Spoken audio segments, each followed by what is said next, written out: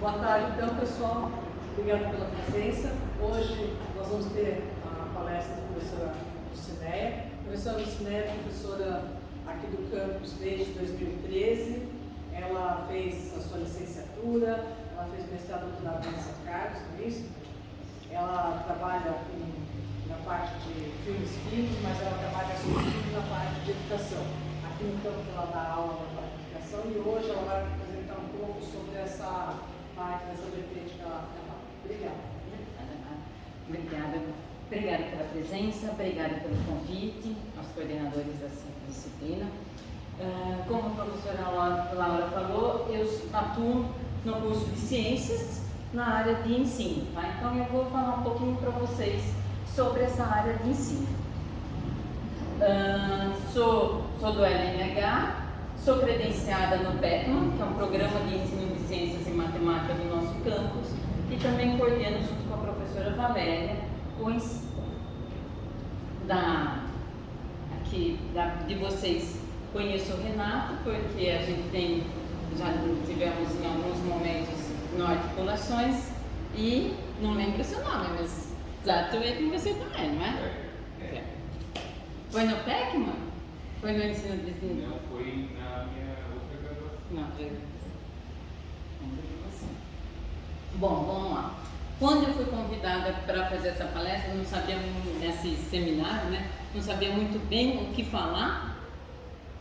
E aí, elaborei esse tema e já peço licença porque sustentabilidade não é o meu lugar de fala. Eu não sou, como a professora Laura falou, eu não sou especialista, eu não fiz estudos em sustentabilidade, então não é o meu lugar de fala. Sustentabilidade é algo que eu tenho, né, que eu vivo,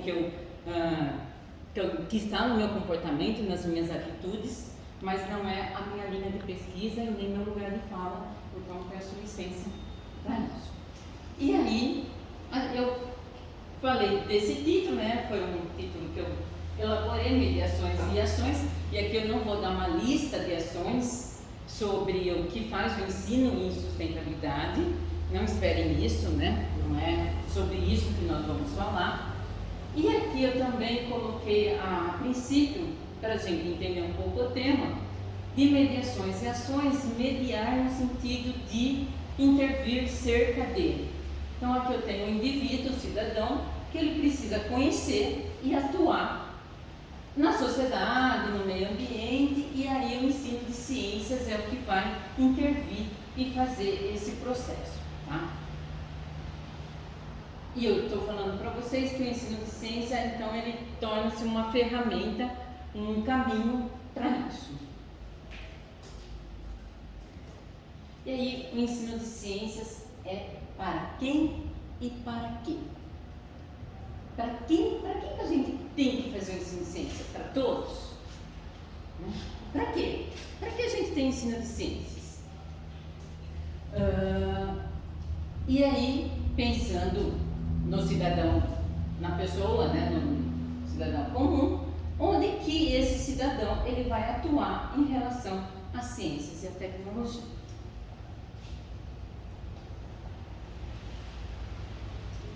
O ensino de ciências, esses três tópicos, ele sai aqui do artigo do Cachapuz, mas ele é muito debatido sobre o ensino de ciência, que é o aprender ciência, o aprender sobre ciência e o aprender a fazer ciência. Então, aprender ciência, a gente tem aquisição com conteúdos, né? O aprender sobre ciência, que é uma compreensão da natureza, dos princípios da natureza e das suas relações intrínsecas, e o aprender a fazer ciência, que está relacionado com habilidades e competências na resolução de problemas, na investigação.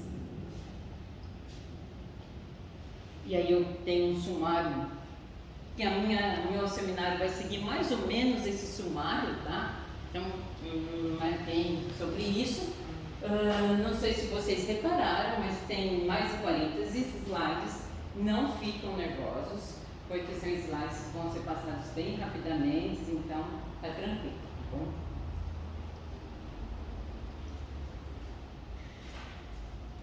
E aqui eu acho que esse seria um dos melhores títulos para a minha apresentação, que é sustentabilidade e abordagens em cima de ciências. Quando a gente fala de sustentabilidade, eu poderia aqui, já que vocês estão numa disciplina de sustentabilidade, vocês poderiam ou definir rapidamente sustentabilidade para mim, ou a gente poderia aqui fazer várias discussões, divagar sobre o assunto, ir para a parte de filosofia, e aí sustentabilidade elencaria uma amplitude de conceitos, né, de relações. Quando a gente olha para algumas nuvens, isso eu peguei na internet, tá? De um artigo sobre o comportamento do paulistano que relacionava a sustentabilidade, as palavras que aparecem e que não é novidade para nós são essas. Quando se fala em sustentabilidade, são essas os termos, as concepções que mais vêm na nossa mente. Coleta, sustentar o meio ambiente, reutilização, né? Porém, a gente entende, como vocês já estão nessa disciplina, vocês entendem que a sustentabilidade está muito mais também voltada para questões da cidadania, tá? Para questões de valores, para as questões das relações sociais, relações políticas, relações éticas, né? Então tem todas essas palavras aqui que relacionam a sustentabilidade, a educação, a interdisciplinariedade, e aí tem uma amplitude maior do conceito de sustentabilidade. Só não falei, mas se vocês quiserem perguntar, questionar, sugerir, falar, fiquem à vontade. E aqui é o tripé realmente que a gente entende da sustentabilidade: o econômico, o social e o ambiental, tá? Embora para muitos, quando a gente fala de sustentabilidade, parece que só está ligado ao ambiental, a gente tem todo esse conjunto que define ou está dentro do aprofundamento, né, da sustentabilidade. E aí eu destaquei a importância no aspecto do impacto ambiental, das considerações impacto ambiental, no sentido de entender as consequências das atividades humanas sobre o meio ambiente e a necessidade de preservação da biodiversidade e ecossistemas, considerações econômicas, pelo valor, benefícios e práticas sustentáveis e pela responsabilidade social, assegurar a equidade e a qualidade de vida para todos.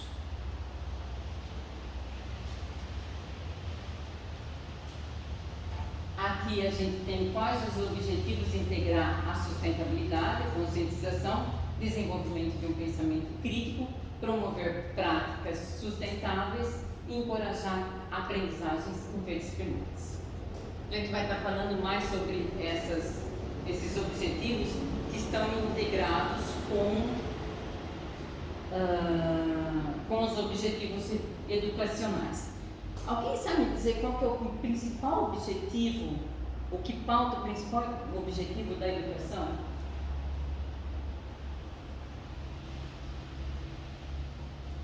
Qual a pergunta? Qual a questão? É o porquê ensinar, porquê aprender. Sabe aquela pergunta que a gente faz lá na quinta série? Por que eu tenho que aprender isso? Então, quando a gente responde essas perguntas, por que eu tenho que ensinar isso? Por que eu vou ensinar isso? E para que eu vou aprender isso? Né? Por que eu vou aprender isso? Isso está na base de todo o objetivo educacional.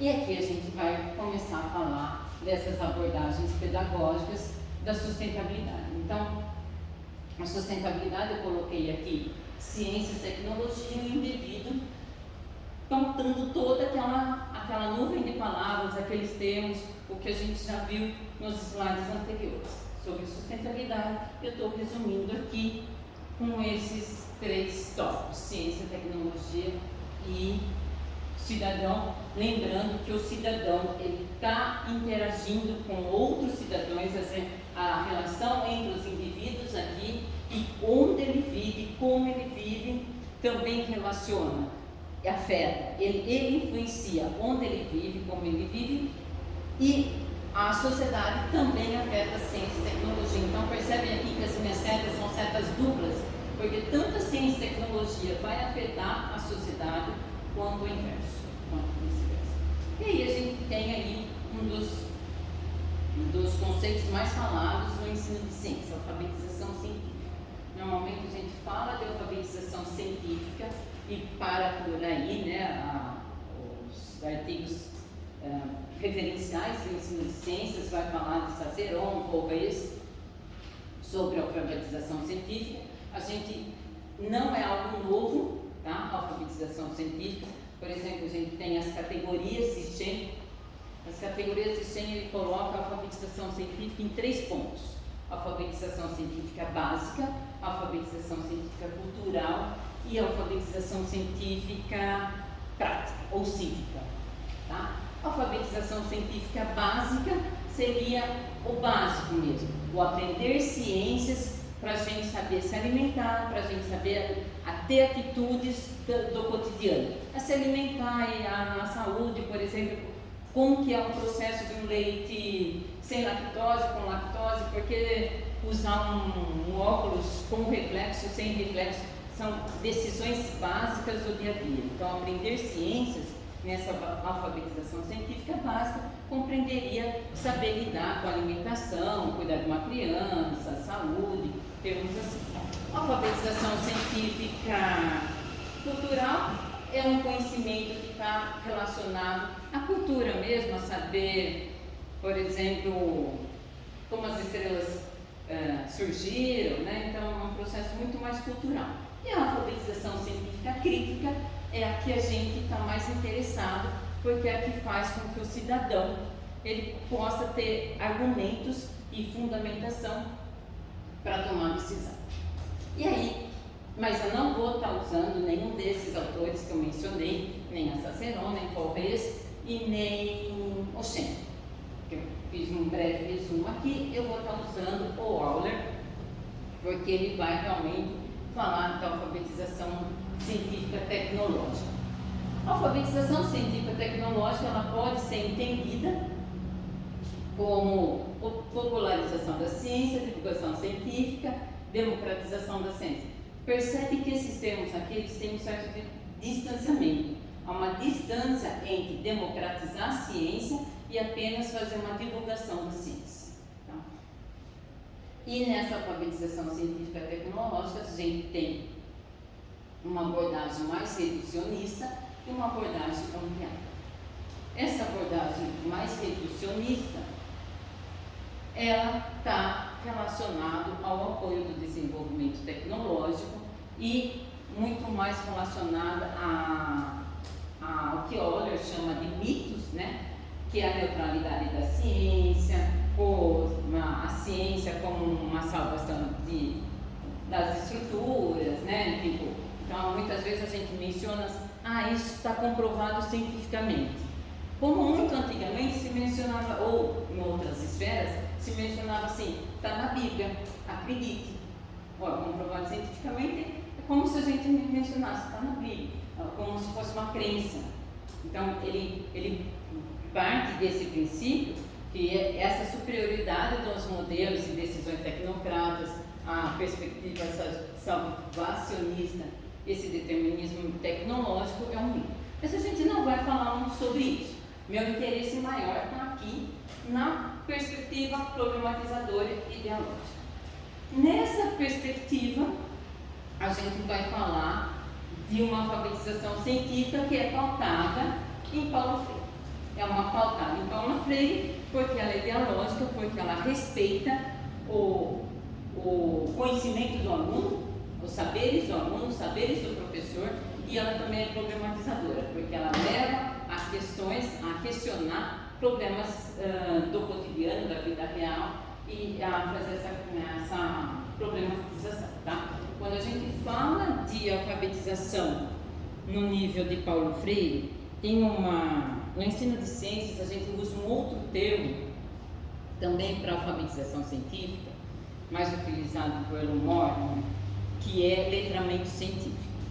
E algumas pessoas preferem o letramento científico, usar a palavra letramento, o termo letramento científico, no sentido de que assim, a alfabetização parece que é só aprender umas letrinhas, parece que é só o básico. E letramento é como se tivesse já uma estrutura, uma argumentação.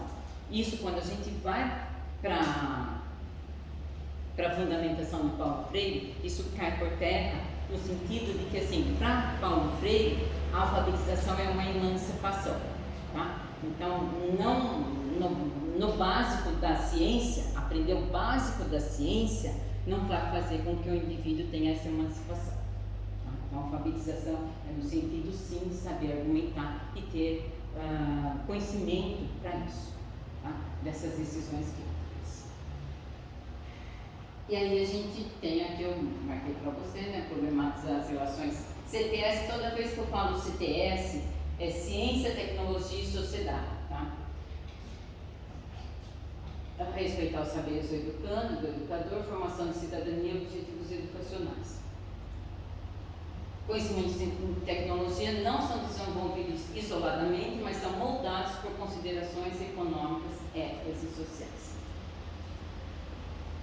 E aí a gente tem dessa alfabetização científica uma perspectiva ampliada, o movimento CTS como pano de fundo. O movimento CTS, ele também não é tão novo, tão inédito, ele é um movimento que ele surge lá em 1960, 1970, e ele aborda os temas geradores de Paulo Freire, ou seja, o ensino por temas, tá? Por temática.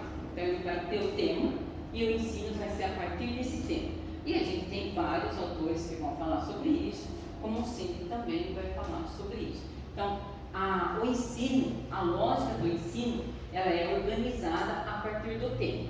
Em geral, o que a gente tem na prática é o contrário. A gente tem um conteúdo e o que, a partir desse conteúdo, é que se faz aplicações, cita exemplo, aplicações, contextualiza com o problema. Então, você pega o conteúdo, dentro daquele conteúdo, você faz a contextualização. Por exemplo, você vai falar do pH. Aí você vê onde que é utilizado o ácido e base no dia a dia. Isso é uma aplicação.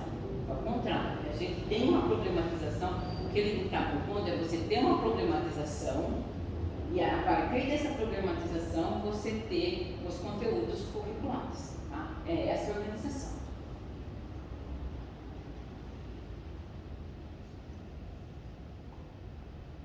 E aí a gente tem, acho que eu pus no slide.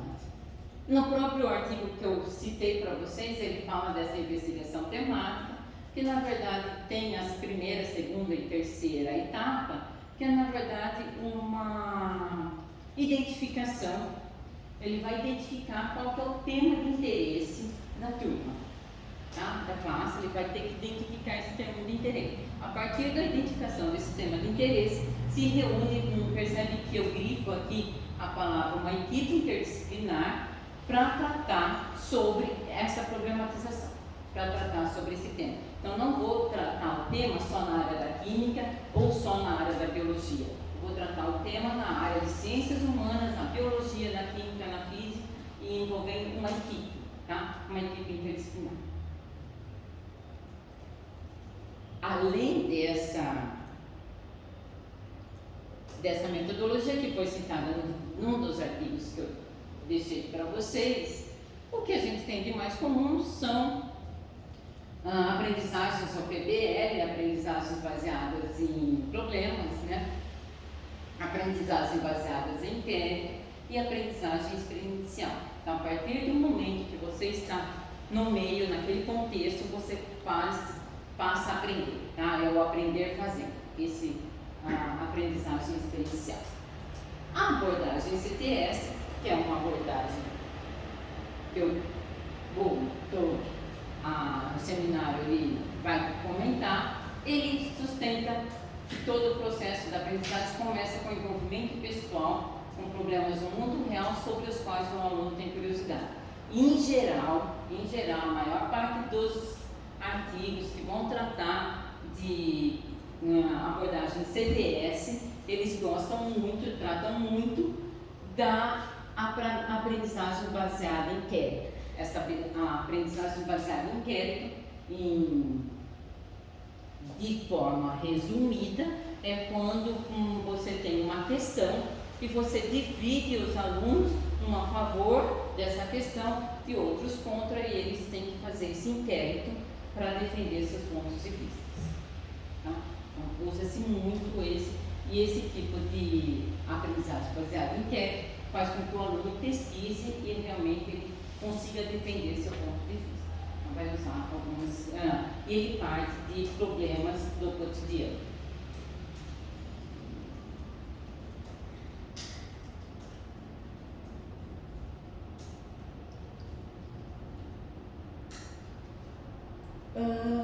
Nesse artigo, então, temos lá os temas geradores, vão ter problemas cotidianos, vão partir de uma problematização. Primeira questão é a problematização, primeiro passo, né, nesses 3 momentos pedagógicos é a problematização, e aí tem alguns temas geradores. Para Euler, ele sugeriu esses temas geradores. Então, aqui eu tenho uma sequência de começa aqui, né? Uma sequência de 19 temas geradores. E se eu vou dar um tempinho aí para vocês lerem, tá? Eu bati o olho nesse tema dos geradores.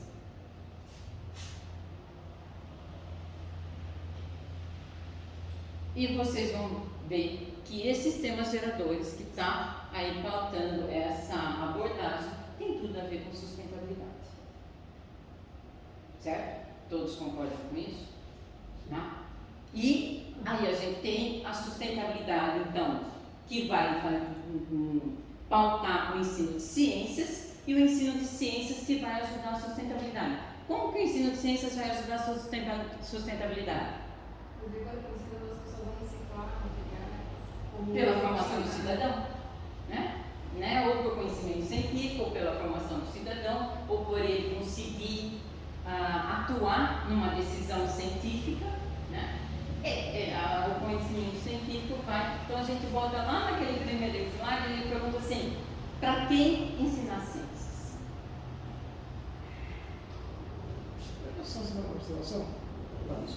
No caso do item 7, eu acho que a gente estava observando uma situação muito peculiar, né? Com a história da IA chinesa, questão da informação e tecnologia, porque tomou conta do noticiário, e eu acho que a grande maioria da população tem a menor ideia do que está acontecendo. E olha que esse artigo é um artigo quase do início do século, não lembro a data exata do artigo, mas... É 2000. 2000, não tinha visto. Porque eu peguei pelo YouTube dos vários canais de televisão de comunicação normal, como Bandeirantes, Globo, SBT, todos que têm canal na internet, aberto. Mesmo fechados, né? A maioria estava lá. Trump leva uma rasteira dos chineses e perde $1 trilhão. Eu fico imaginando a quantidade de pessoas que viu aquilo e não conseguem ter a menor noção do que está rolando, né? E o quanto é difícil a gente compreender dentro desse contexto da formação do ensino de ciência. E nesse contexto, quando a gente pergunta para quem, porque a gente vai falar assim, mas o cidadão, ele vai tomar decisões científicas? Isso a gente não vai para uma sociedade de químicos, para uma sociedade de médicos, para tomar essas decisões científicas? Até que ponto a gente chega e fala assim, não, ele precisa entender ciências com criticidade, com habilidade para tomar decisão.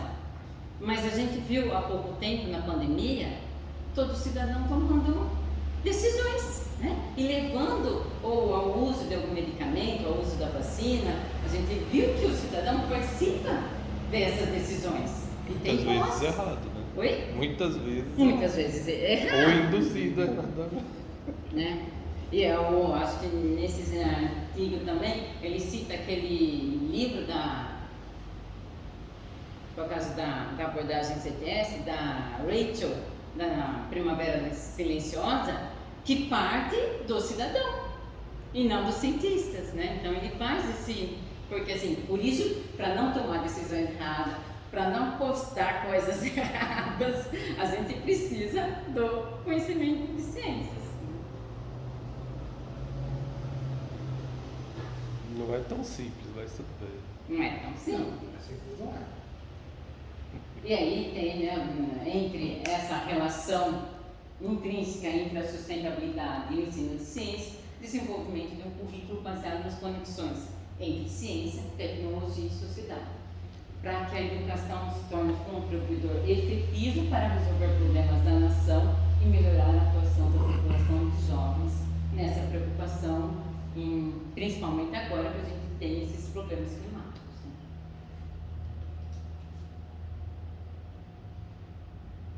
Esses dois slides, eles... Assim, então a gente tem a ciência e a tecnologia com impactos significativos na sociedade e no meio ambiente. Então, portanto, é preciso que os alunos tenham conhecimento e habilidades científicas para uma compreensão de como a ciência é aplicada na sua sociedade e nas implicações. E a gente tem aqui o aluno tem que ter refletir, né, a visão contemporânea da ciência como uma instituição social, que é moldada por fatores culturais, políticos, fatores econômicos e históricos. O que a gente tem é uma ciência que ela não é isolada, é uma ciência que está sim relacionada com toda a política, com todos os valores econômicos do país e com todo o comportamento também das pessoas. Tá? Ensino-aprendizagem que promove pensamento crítico, habilidades e resolução de problemas, e aqui no caso o último, né, que emprega o meio de equidade e diversidade no ensino de ciência. Então, nesse caso aqui, a abordagem CTS, ela faz sentido quando a gente dá voz a diferentes tipos, a diferentes alunos, tá? Alunos, quando eu falo diferentes alunos, diferentes realidades que o aluno vem. Então, alunos que vêm de diferentes realidades, eles têm que ter voz para essa abordagem CTS. Os pressupostos sobre a abordagem CTS, aqui eu tenho 2 slides, 5 itens em cada slide, tem bastante texto, mas assim, em geral, o que a gente vai perceber desses pressupostos é que são pressupostos em que a ciência e a tecnologia está relacionado à ciência, que a sociedade vai relacionar a ciência e a tecnologia, quais são os impactos, as implicações de valores sociais da ciência e essa questão do trabalho multidisciplinar e interdisciplinar. A interdisciplinaridade também não é algo novo no ensino de ciências, mas é algo que a gente percebe que a gente ainda não consegue lidar com ela, tá? Porque, em geral, fomos formados para tratar de uma única disciplina. Então, eu fui formada em Química, eu só dou aula de Química. E assim a gente vai meio que... esqueci a palavra agora. Propagando da mesma forma que nós aprendemos. Tá? Então, a interdisciplinaridade não é algo tão fácil assim para ser feito.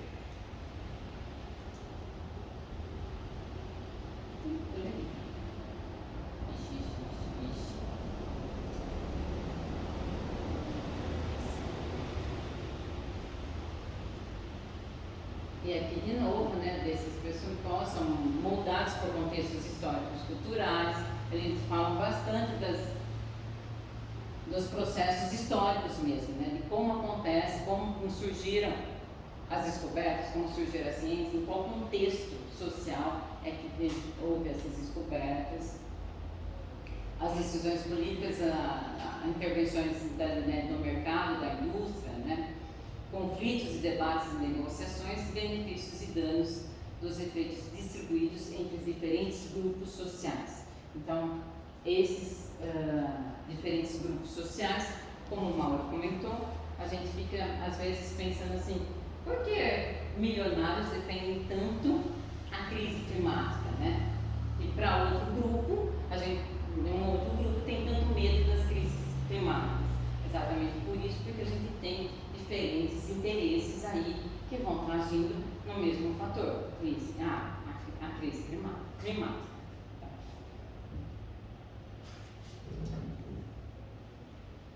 Quanto tempo eu estou?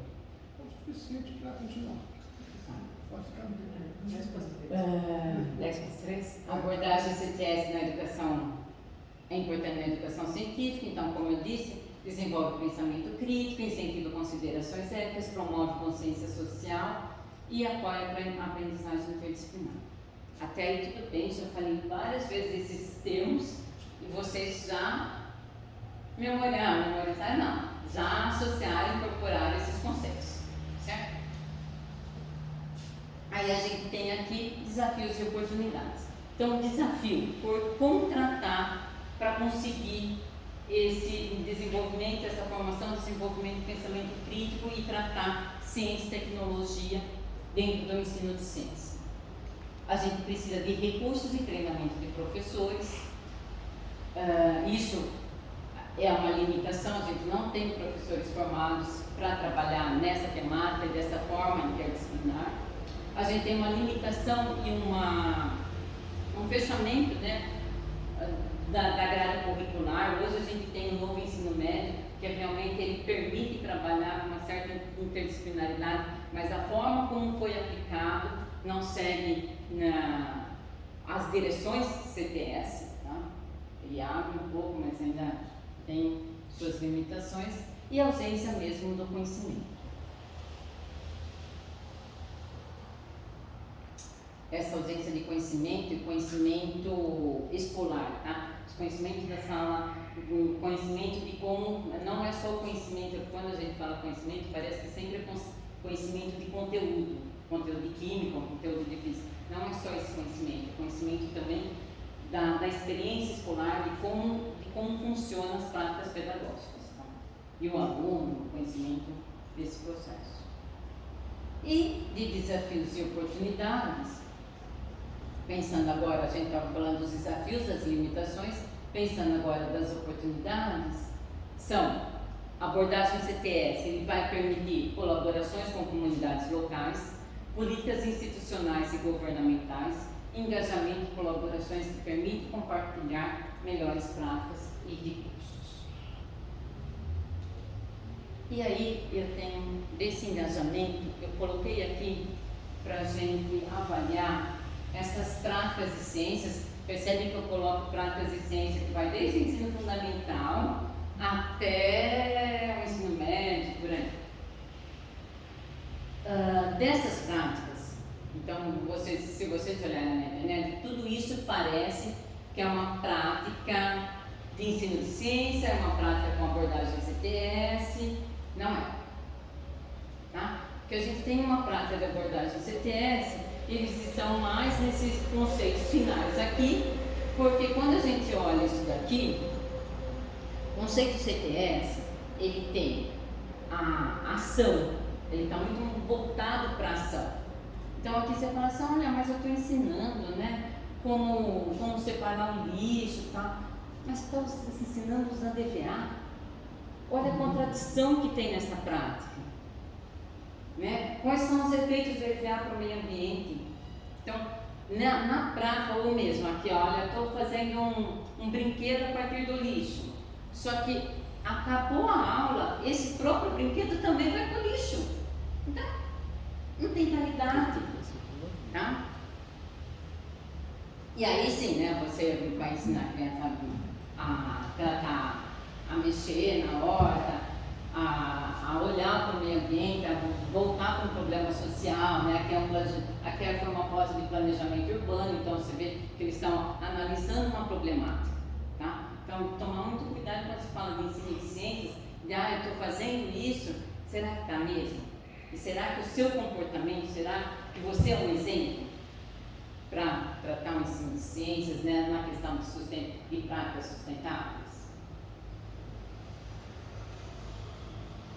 E aí eu vou falar um pouquinho do que eu faço aqui na Unifesp, além de dar aula no ensino de ciências, além dessas concepções, que a um certo momento eu sei que até o convite teria sido por esse motivo. E eu vou falar de uma ação que é o engajamento de colaborações que permite compartilhar melhores práticas e recursos, e eu vou falar um pouquinho aí do ensino médio. Por que falar do ensino médio, da iniciação científica do ensino médio? Por que falar dessa ação? porque é uma ação que traz os alunos do ensino médio para dentro da ciência. Eles vão investigar, eles vão verificar quais são os pressupostos da ciência, eles vão estar dentro de uma universidade, tá? Então eles não estão vendo a ciência e a tecnologia longe deles, eles estão no meio. E eu vou falar especificamente do que eu faço, né, que é do artigo escola, mas a iniciação científica do ensino médio, ela tem um dos objetivos é despertar a vocação científica e incentivar talentos potenciais entre os estudantes do ensino médio e profissional da rede. Então, ela nasce com isso. A iniciação do ensino médio foi um sonho ter esse pesquisador aqui, que é do Rio de Janeiro, né, em 1986. Então vocês percebem que o desejo de alguém, mais a ação dele, não basta desejar, o desejo e mais a ação dele faz com que hoje a gente tenha vários alunos do ensino médio dentro das universidades aprendendo um pouco sobre ciência e tecnologia no mão na massa. Tá? Isso é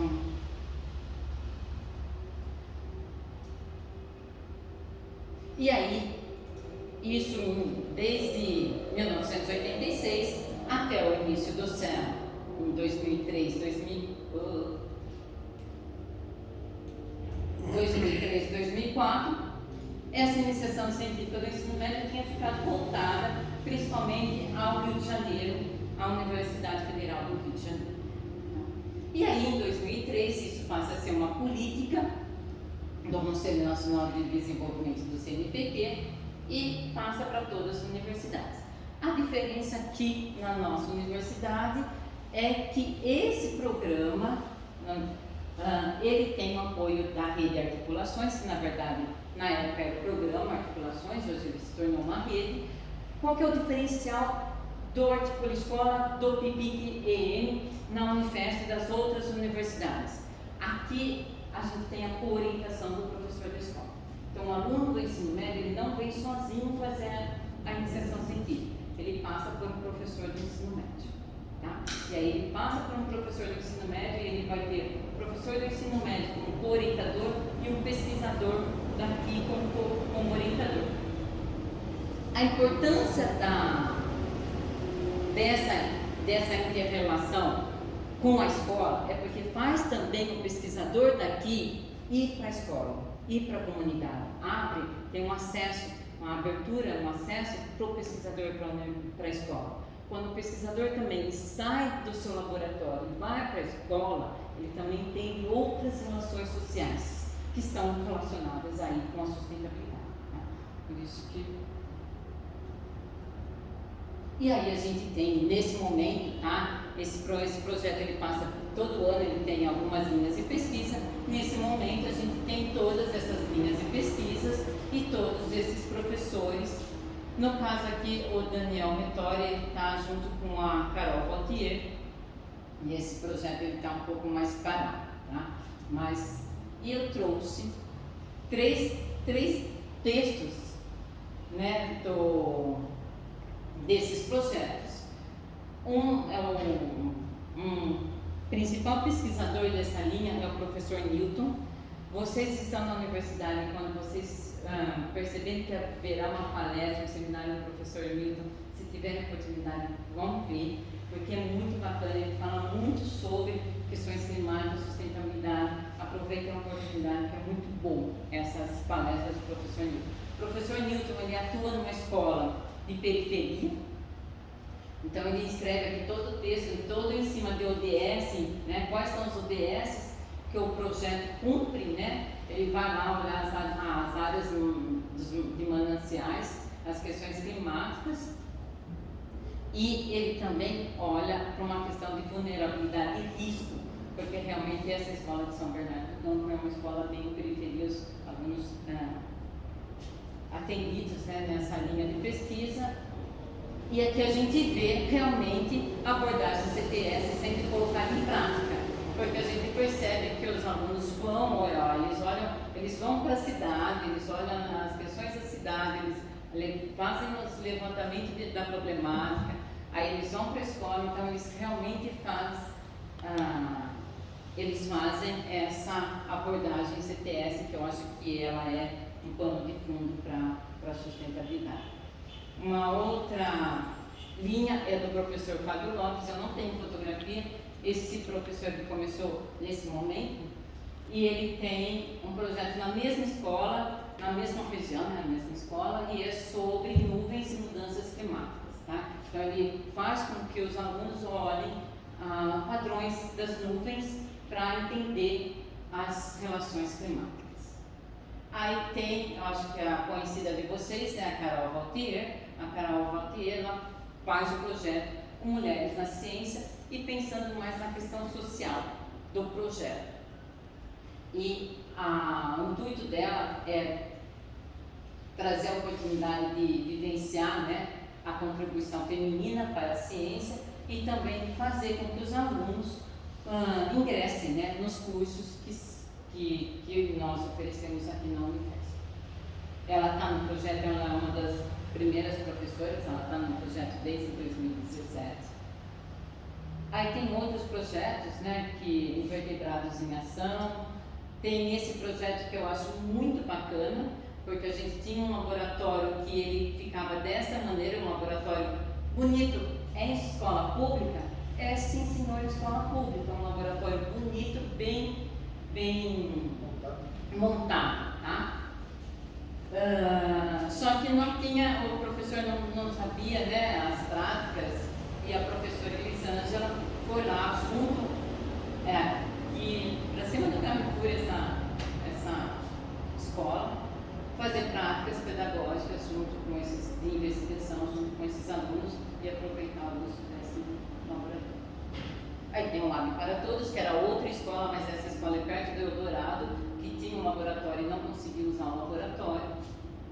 Aqui é a questão da transformação social. Então, quando esses alunos eles vêm fazer o Congresso Unifesp, eles têm uma alegria muito grande, uma satisfação muito grande de estar participando do Congresso Unifesp.